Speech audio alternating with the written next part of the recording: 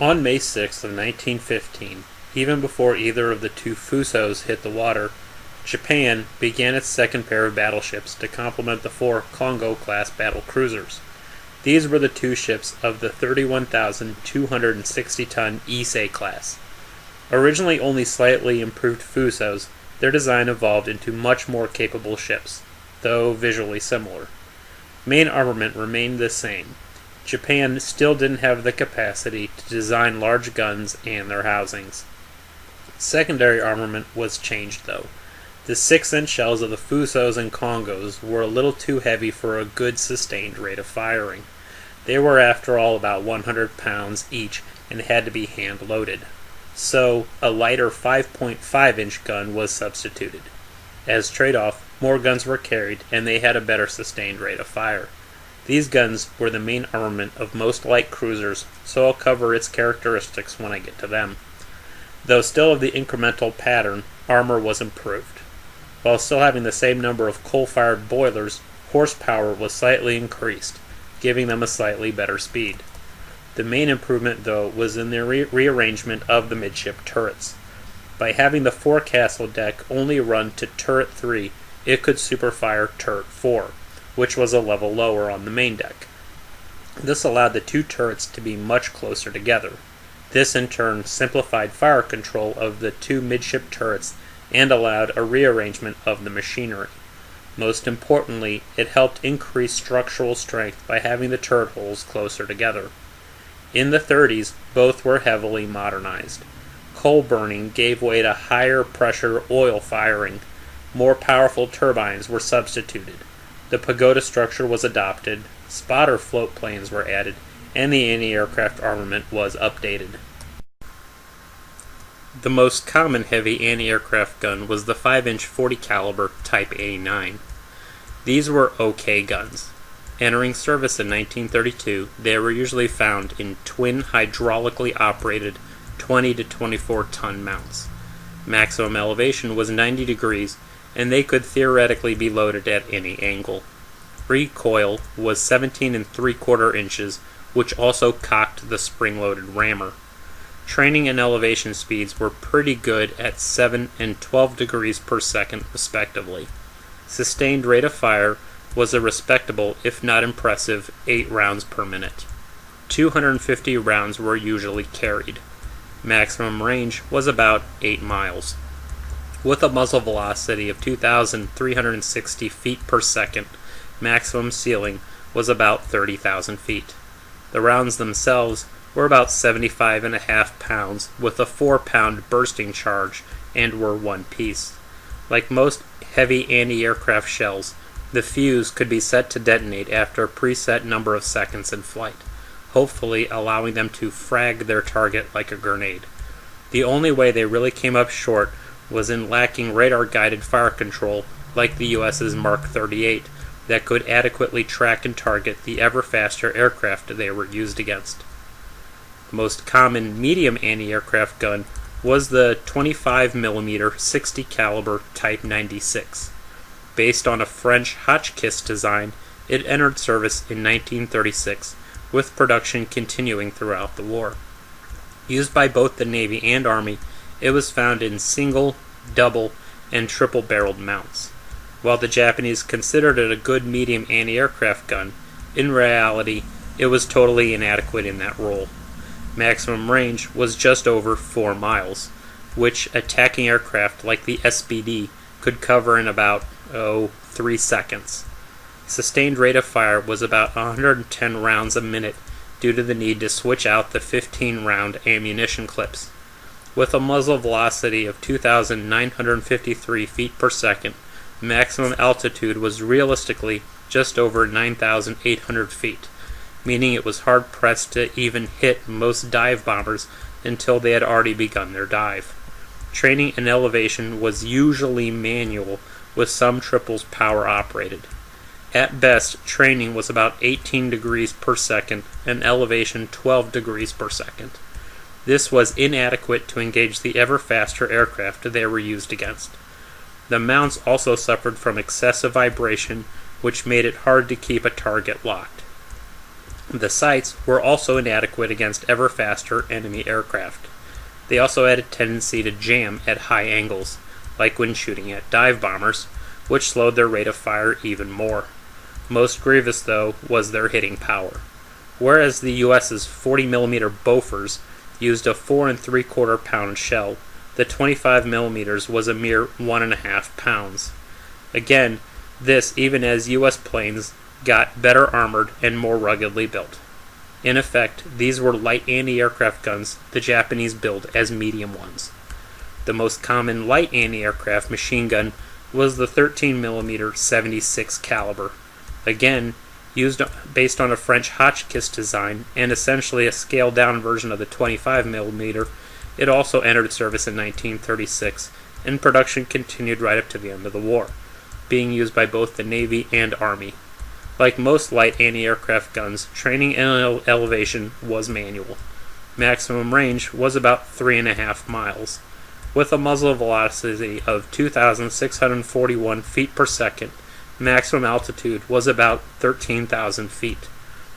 Rate of fire, while advertised as 470 rounds per minute, was realistically about 250 rounds per minute, due to the need to switch out the 2,500 round ammunition clips. Also, like most light anti-aircraft guns, it was almost totally inadequate. Complete shell weight was just over 4 ounces. Compare this with the US's 20mm with a shell weight of 8.5 ounces. Making the problem worse was, whereas the 20mm had the advantage of being used against aircraft with virtually no armor, the 13mm had to engage aircraft that were ever increasingly ruggedly built, armored, and faster. In short, it started off lacking the hitting power to be effective and only got relatively worse as the war went on. Following the disastrous Battle of Midway, both of these ships underwent a mind-blowing conversion to hybrid battleship carriers, the details of which I'll cover later. This raises 3 important questions. First, why not a full conversion? Second, why these two? Third, what was their intended role? The first, why not a full conversion, is pretty easy to answer. The answer would seem to be a lack of the required materials, labor, and time.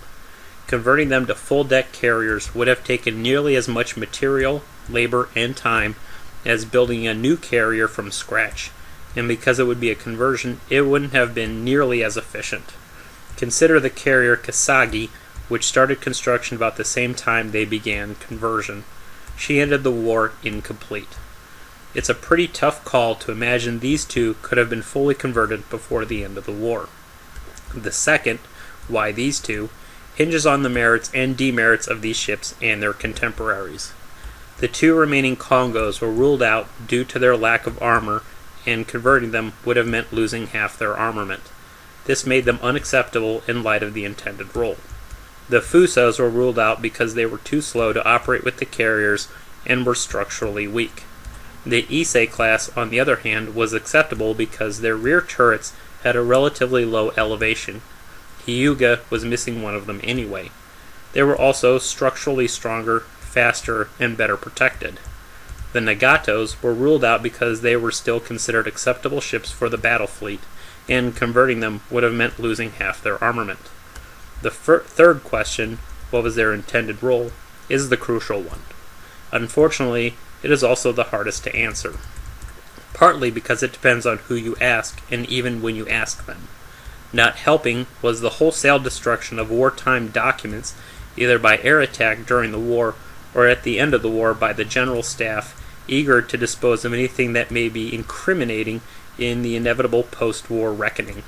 The most likely role, though, seems to be that they were intended to operate ahead of the main carrier fleet, as they did at Cape Engano with the converted Shinano. From there, they could use their aircraft to scout ahead for the enemy.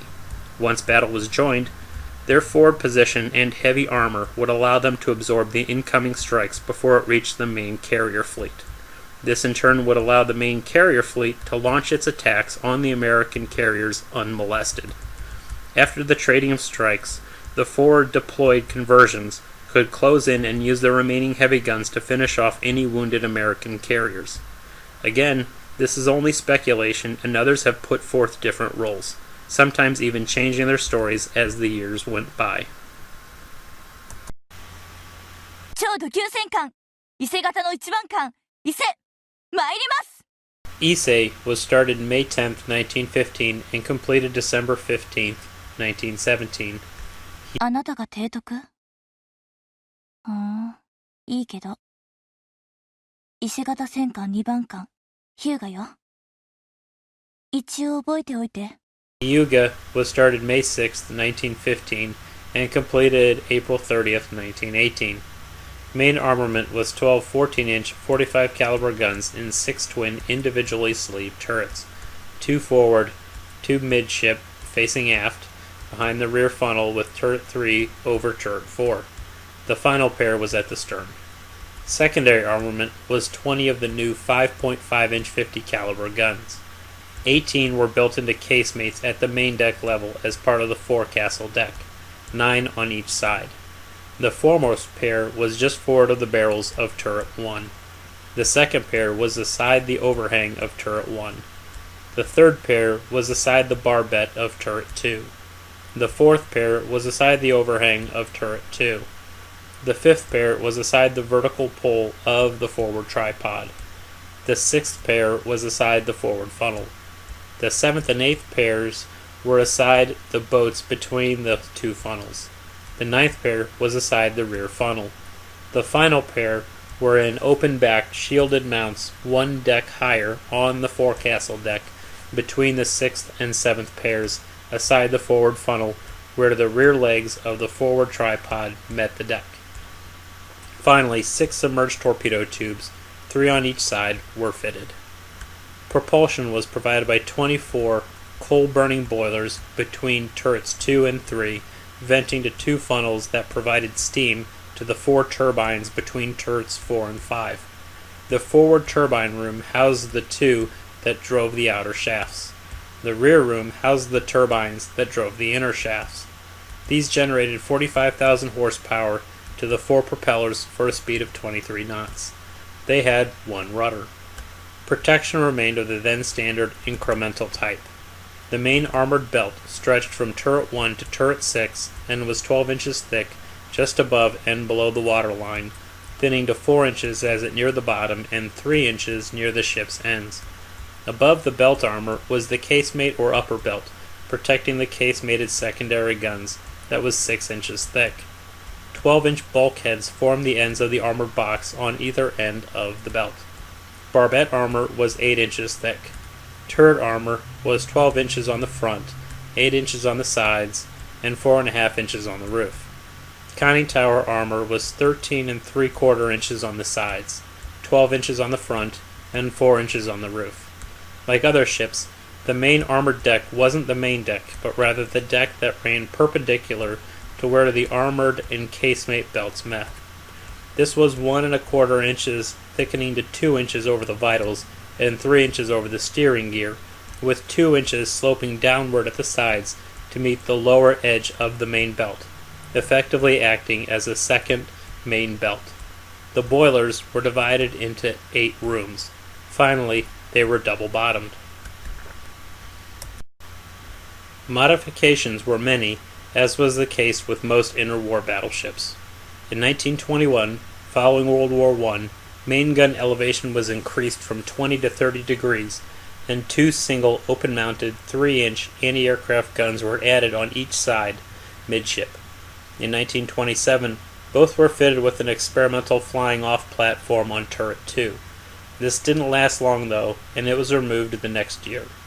In the late 20s, the distinctive thumbnail cap was added to the forward funnel to keep smoke out of the ever-increasing number of fire control platforms added to the forward tripod demanded by longer and longer range gunfire. Also, a new flying-off platform was added to the number 5 turret. In the early 30s, as even more levels were added to the superstructure, a crane and catapult were fitted at the stern for spotter float planes while the flying-off platform was removed. Finally, the 3-inch anti-aircraft guns and the deck-mounted 5.5-inch guns were replaced midship with the new 5-inch 40 caliber anti-aircraft gun in 4 twin mounts, 2 on each side.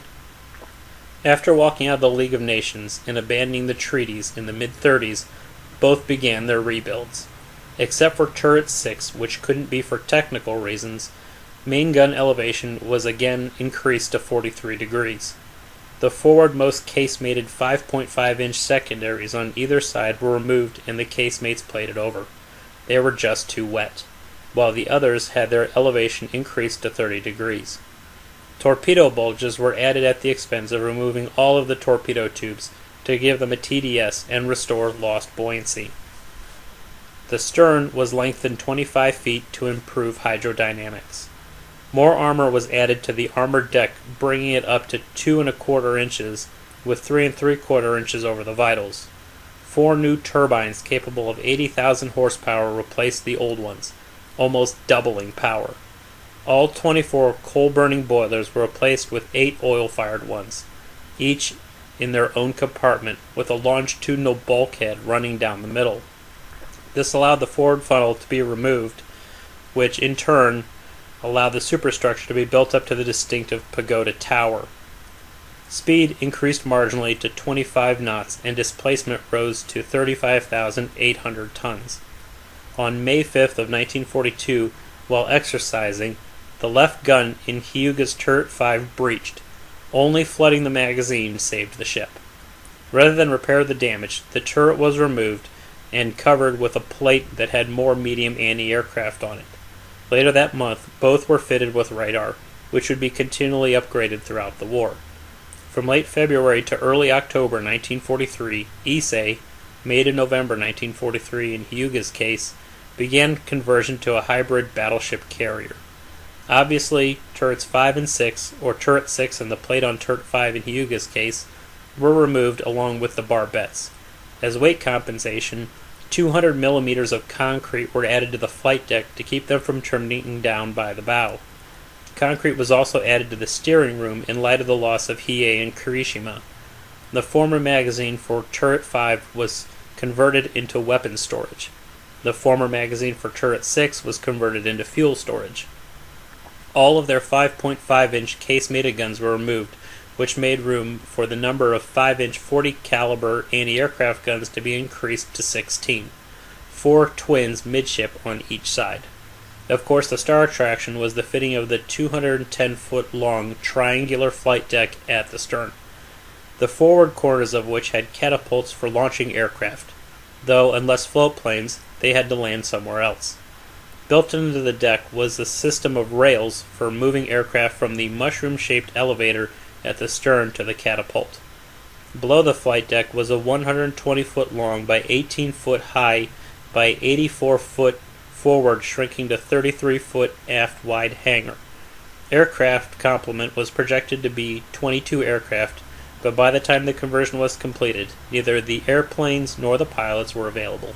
Displacement rose to 38,676 tons. In late September to early October 1944, 6 30-tube 120mm anti-aircraft rocket launchers were added aft. In November of 1944, with no aircraft to operate, the catapults were removed to reopen the firing arcs of turrets 3 and 4.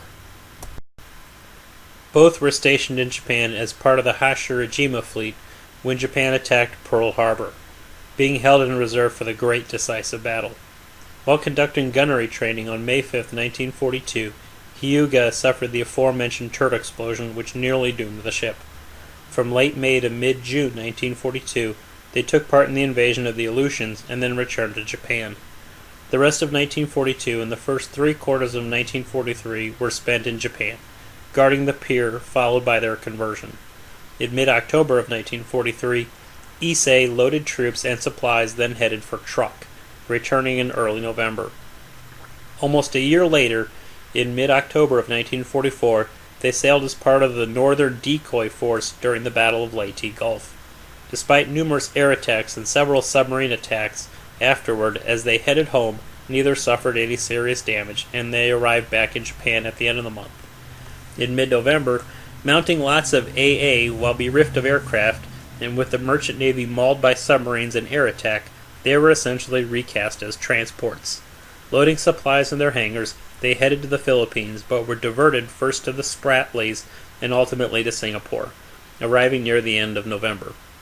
Loaded with raw materials, in early February of 1945, they left Indochina and, despite numerous submarine attacks, arrived safely back in Japan near the end of the month, never to leave again. Recast again as floating anti-aircraft platforms for lack of fuel and air cover, they were attacked and hit repeatedly from March 1945 until late July. あの世とやらを見てみるか。いぜ、しばしの別れだ。Hyuga was finally sunk July 25th. これまでか。ヒューガ、先に行くわね。And Issei July 28th, both in shallow water. Both were scrapped post-war.